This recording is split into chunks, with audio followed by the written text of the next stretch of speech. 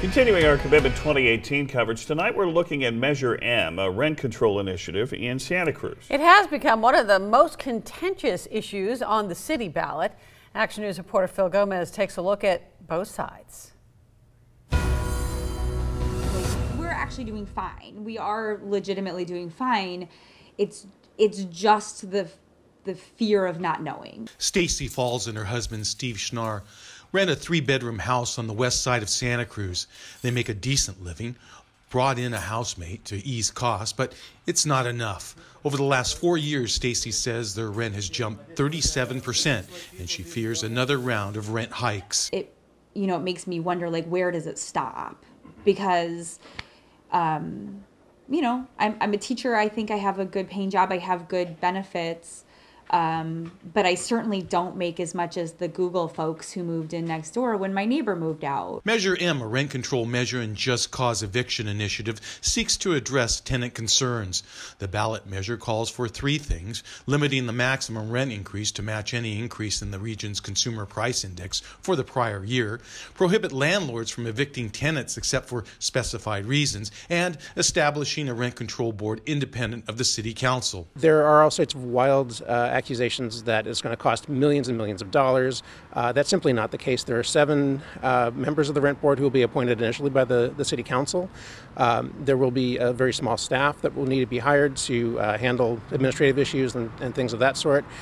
This is not something that's going to bankrupt the city. The rent board takes time to get started in collecting fees from the rental units it's trying to regulate. So they're initially going to be tasked with taking money from the city's general fund, and then the way the ordinance is written, or the way the charter amendment is written, that they can ask for more general fund money from the city, and there's nothing in there that protects them from the liability expenses that may come with frequent lawsuits that arise from the measure. Robert Singleton is the campaign director for Santa Cruz Together, an organization against Measure M. One concern is over the just cause provision related to unspecified partners. In contrast to other rent control measures is that tenants can move in unspecified partners basically up to the legal limit of occupancy in a given household.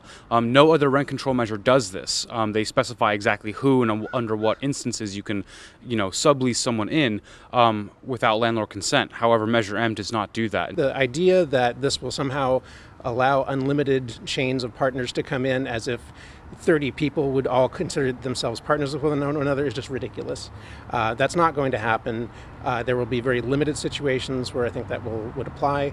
And especially for LGBT members of the community, it's very important because a lot of them can't come out and marry their partner or even declare themselves as a legal partner. Santa Cruz Mayor David Terrazas has made his stance known on Measure M in an editorial piece citing why he is against the initiative. He believes the measure, as currently written, would eliminate and discourage construction of new rentals, protect problem units, and reduce housing options for families. I'm really committed to families here in Santa Cruz, and I think this measure will have the impact of reducing the actual rental supply in the city. So for working families, this will cause some immediate impacts, in my opinion. Well, I feel betrayed by our mayor. He's not standing up for the renters of Santa Cruz. The renters of Santa Cruz are 56% of the population, so he's siding with a minority of very wealthy property owners. The one issue both sides do agree on is that there is a need for more housing. On November 6th, a majority vote will decide whether Measure M is a solution to put a dent in the housing crunch or an idea that needs to go back to the drawing board. In Santa Cruz, Phil Gomez, KSBW, Action News 8. And tomorrow we'll take a look at the campaign for Measure S in Monterey. That would extend a sales tax imposed by Measure P.